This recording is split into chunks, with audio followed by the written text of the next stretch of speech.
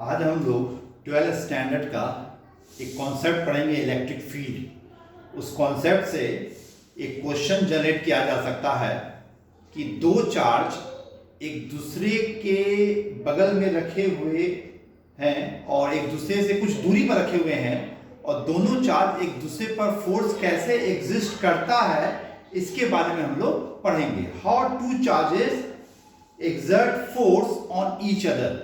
ठीक है, तो इसके पहले हम एक एग्जांपल आपको देंगे, तब आपको उस क्वेश्चन का आंसर हम बताएंगे।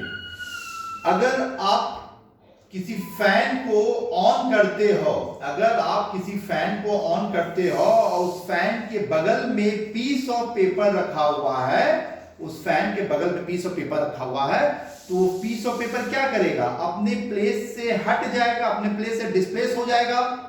क्या कारण है कि पीस ऑफ पेपर अपने प्लेस से डिस्प्लेस हो गया है? ये फैन जो है एयर के मदद से, एयर के हेल्प से इस पीस ऑफ पेपर पर क्या कर रहा है? फोर्स एग्जिस्ट कर रहा है। ये फैन जो है पीस ऑफ पेपर पर एयर के मदद से फोर्स लगा रहा है। तो फैन के चारों बगल एयर का फील्ड है और यही एयर का फील्ड पेपर पर फोर्स लगाता है। एक्चुअली देखा जाए कि फैन जो है इस फोर्स का कारण नहीं है। पेपर पर जो फोर्स लग रहा है मेन कारण है एयर का फील्ड। फैन के चारों तरफ जो एयर है उसके कारण पेपर पर फोर्स लग रहा है। अगर हम रूम को वैक्यूम कर दें, सारा एयर बाहर कर दें और तब फैन चलाएंगे, तो क्या पेपर पर फोर्स लगेगा? नहीं लगेगा। अगर रूम को वैक्यूम कर दें और तब फैन चलाएं तो पेपर पर फोर्स नहीं लगेगा। इससे क्या पता चला? फोर्स तभी लगेगा जब एयर हो, फैन के चारों बगल एयर का फील्ड हो, तभी पेपर पर फोर्स लगेगा। उसी तरीके से अगर आप कोई चार्ज लेते हो, कोई प्लस चार्ज लेते हो, प्लस क्यू चार्ज, ठीक है, तो ये प्लस क्यू चार्ज अपने चारों बगल एक फील्ड बनाता है। ये प्लस क्यू चार्ज अपने चारों बगल क्या करता है? एक फील्ड बनाता है। इस फील्ड को बोलते हैं electric field. Electric field real होता है, हम लोग को दिखता नहीं है, लेकिन इलेक्ट्रिक फील्ड रियल है, रियलिटी है। जिस तरीके से एयर दिखता है हमको, क्या एयर तो दिखता नहीं है, नेकेड आई से एयर दिखता नहीं, लेकिन फिर भी एयर है। उसी तरीके से इलेक्ट्रिक फील्ड भी होता है। कोई भी चार्ज अपने चारों बगल इलेक्ट्रिक फील्ड क्रिएट करता है, इलेक्ट्रिक फील्ड बनाता है। और इसी इलेक्ट्रिक फील्ड में कोई दूसरा चार्ज रख दोगे तो उस दूसरे चार्ज पर ये वाला इलेक्ट्रिक फील्ड क्या करेगा? फोर्स लगाएगा। किसी दूसरे चार्ज को रख दिया जाए तो ये इलेक्ट्रिक फील्ड इस चार्ज पर, जो सेकंड चार्ज है, उस पर फोर्स लगाएगा। तो एक्चुअली चार्ज इस चार्ज पर फोर्स नहीं लगा रहा है, कैपिटल क्यू स्मॉल क्यू पर फोर्स नहीं लगा रहा है। कैपिटल क्यू जो इलेक्ट्रिक फील्ड बना रहा है उसके मदद से स्मॉल क्यू पर फोर्स लगा रहा है। ठीक है, तो वही हम जैसे हम निगेटिव चार्ज ले लें, तो ये निगेटिव चार्ज भी अपने चारों बगल क्या करेगा? इलेक्ट्रिक फील्ड बनाएगा। ये नेगेटिव चार्ज भी अपने चारों बगल इलेक्ट्रिक फील्ड बनाएगा और ये इलेक्ट्रिक फील्ड इस प्लस क्यू चार्ज को अट्रैक्ट करेगा। ठीक है, यहां पर इलेक्ट्रिक फील्ड इस प्लस क्यू चार्ज को रिपेल कर रहा था, और नेगेटिव चार्ज जो इलेक्ट्रिक फील्ड बनाएगा वो नेगेटिव चार्ज इस प्लस क्यू को अट्रैक्ट करेगा। तो एक बात तो क्लियर हो गया कि एक चार्ज दूसरे चार्ज पर फोर्स इसलिए लगाता है क्योंकि वो चार्ज जो कैपिटल क्यू है अपने चारों बगल इलेक्ट्रिक फील्ड बनाता है। इसी इलेक्ट्रिक फील्ड के माध्यम से ये कैपिटल क्यू स्मॉल क्यू पर फोर्स लगाता है। तो हर पॉइंट पर इलेक्ट्रिक फील्ड का स्ट्रेंथ अलग अलग होता है। हर पॉइंट पर यहां पर इलेक्ट्रिक फील्ड का स्ट्रेंथ अलग होगा, यहां पर इलेक्ट्रिक फील्ड का स्ट्रेंथ अलग होगा, यहां पर इलेक्ट्रिक फील्ड का स्ट्रेंथ अलग होगा। जो पॉइंट कैपिटल क्यू के नजदीक है उस पर, वहां पर इलेक्ट्रिक फील्ड का स्ट्रेंथ अधिक होगा, यहां पर इलेक्ट्रिक फील्ड का स्ट्रेंथ कम होगा, यहां पर इलेक्ट्रिक फील्ड का स्ट्रेंथ और कम होगा।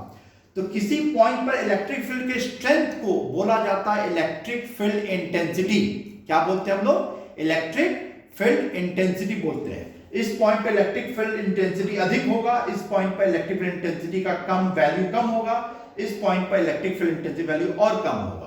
तो इलेक्ट्रिक फील्ड इंटेंसिटी निकालते कैसे हैं? यहां पर आपको यूनिट, जैसे इस पॉइंट पर आपको इलेक्ट्रिक फील्ड इंटेंसिटी निकालना है, आपको क्या करना है? यूनिट चार्ज मतलब 1 कूलम चार्ज रख दो।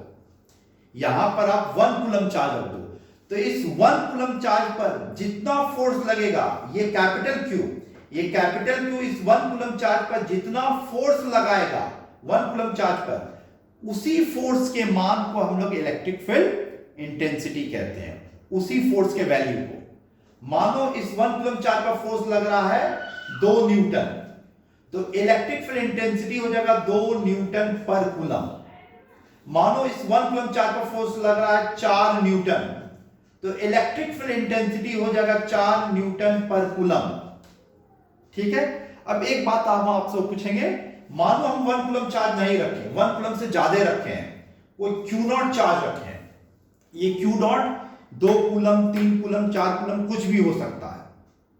अब इस पॉइंट पर हमको इलेक्ट्रिक फील्ड इंटेंसिटी निकालना है। लेकिन अभी हम क्या कहे थे, यहां पर 1 कूलम चार्ज पर जितना फोर्स लगेगा वही होगा इलेक्ट्रिक फील्ड इंटेंसिटी। लेकिन यहां पर हम क्या किए हैं, यहां पर हम 1 कूलम चार्ज नहीं रखे हैं, यहां पर हम 1 कूलम से ज्यादा चार्ज रखे हैं। अब बताओ इलेक्ट्रिक फील्ड इंटेंसिटी निकालोगे कैसे? तो बहुत इजी है, यूनिटरी मेथड। यूनिटरी मेथड मतलब मानो ये Q0 चार्ज पर F फोर्स लग रहा है, इस Q0 चार्ज पर F फोर्स लग रहा है, और Q0 चार्ज पर F फोर्स, तो देयरफॉर 1 कूलम पर कितना फोर्स लगेगा? F by Q0। Q0 charge पर F फोर्स लग रहा है, तो 1 कूलम चार्ज पर कितना फोर्स लगेगा? F by Q0। तो 1 कूलम चार्ज पर जितना फोर्स लगेगा ना, उसी को बोलेंगे इलेक्ट्रिक फील्ड इंटेंसिटी। तो इस पॉइंट पर इलेक्ट्रिक फील्ड इंटेंसिटी हो जाएगा F बाय Q0। ठीक है। तो फोर्स को चार्ज से डिवाइड कर दोगे तो 1 कूलम चार्ज का फोर्स आ जाएगा, और 1 कूलम चार्ज का जो फोर्स आएगा उसी को हम लोग बोलेंगे electric field intensity. That is known as electric field intensity, उसी को इलेक्ट्रिक फील्ड इंटेंसिटी कहा जाता है। ठीक है। तो बात है क्या कि इलेक्ट्रिक फील्ड इंटेंसिटी कुछ है नहीं, 1 कूलम चार्ज पर लगने वाला फोर्स है, 1 कूलम चार्ज पर लगने वाला फोर्स है। तो electric field intensity vector quantity होता है। Electric field intensity is the vector quantity. तो इलेक्ट्रिक फील्ड इंटेंसिटी का डायरेक्शन क्या होगा? तो डायरेक्शन कैसे निकालेंगे आप लोग देखिएगा। हम क्या कर रहे हैं कि मानो हम यहां पर प्लस Q चार्ज लिए, ठीक है, और इस पॉइंट पर हमको इलेक्ट्रिक फील्ड इंटेंसिटी का डायरेक्शन निकालना है। मतलब अगर यहां 1 कूलम चार्ज रखा जाए तो उस पर जो फोर्स लगेगा उस फोर्स का डायरेक्शन निकालना है। मतलब 1 कूलम चार्ज पर लगने वाला फोर्स को ही इलेक्ट्रिक फील्ड इंटेंसिटी कहते हैं। तो क्या करोगे, यहां पर आप कोई दूसरा प्लस 1 कूलम चार्ज रखोगे, कोई प्लस 1 कूलम चार्ज रखोगे। इस प्लस 1 कूलम चार्ज पर जिधर फोर्स लगेगा वही होगा इलेक्ट्रिक फील्ड इंटेंसिटी का डायरेक्शन। तो ये प्लस चार्ज, इस प्लस चार्ज पर फोर्स किधर लगाएगा? राइट साइड फोर्स लगेगा, राइट साइड। इससे इलेक्ट्रिक फील्ड इंटेंसिटी का डायरेक्शन भी किधर होगा? राइट साइड होगा। और अगर हम ये प्लस Q की जगह माइनस Q लिख देंगे और तब पूछेंगे कि बताओ इस पॉइंट पर इलेक्ट्रिक फील्ड इंटेंसिटी का डायरेक्शन क्या होगा, तो फिर दोबारा आपको प्लस 1 कूलम चार्ज रखना पड़ेगा।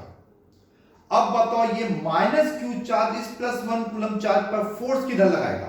ये माइनस Q इस प्लस 1 कूलम चार्ज को अट्रैक्ट करेगा, फोर्स लगेगा लेफ्ट साइड, तो इलेक्ट्रिक फील्ड इंटेंसिटी डायरेक्शन भी हो जाएगा लेफ्ट साइड। तो एक बात तो क्लियर है कि अगर प्लस कैपिटल Q चार्ज रहा तो electric field intensity direction away from charge होगा, away from capital Q charge होगा। और वही कैपिटल Q नेगेटिव रहेगा तो इलेक्ट्रिक फील्ड इंटेंसिटी का डायरेक्शन क्या होगा? टुवर्ड्स द नेगेटिव चार्ज होगा। इस तरीका से हम लोग इलेक्ट्रिक फील्ड इंटेंसिटी का डायरेक्शन निकाल सकते हैं। बस एक बात याद रखना, अगर प्लस कैपिटल Q चार्ज रहा तो इलेक्ट्रिक फील्ड इंटेंसिटी अवे होगा, और माइनस कैपिटल Q रहा तो इलेक्ट्रिक फील्ड इंटेंसिटी टुवर्ड्स रहेगा। और इलेक्ट्रिक फील्ड इंटेंसिटी का फॉर्मूला जो लिखाए थे वो नोट डाउन कर लीजिएगा, F बाय Q0 रहा। समझ आ रहा है ना? 1 कूलम चार्ज रहा तो कोई प्रॉब्लम नहीं है, 1 कूलम चार्ज रहा तो जितना F का वैल्यू होगा उतना ही इलेक्ट्रिक फील्ड इंटेंसिटी होगा। लेकिन अगर 1 कूलम चार्ज से बड़ा रहा, प्लस Q0 चार्ज रहा, तो क्या करोगे? इस प्लस Q0 चार्ज पर जो फोर्स लग रहा है उस फोर्स को Q0 चार्ज से क्या करोगे? डिवाइड कर दोगे, और तब इलेक्ट्रिक फील्ड इंटेंसिटी का मान आप लोग को कैलकुलेट हो जाएगा। ठीक है, तो ये फॉर्मूला हुआ इलेक्ट्रिक फील्ड इंटेंसिटी का। ठीक है।